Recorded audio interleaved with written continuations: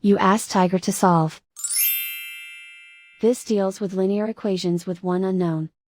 The final result is x equals 40. Let's solve it step by step.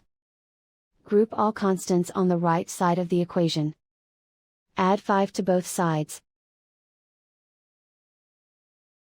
Simplify the arithmetic.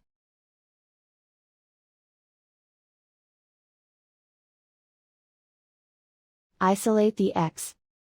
Multiply both sides by 2. Group like terms.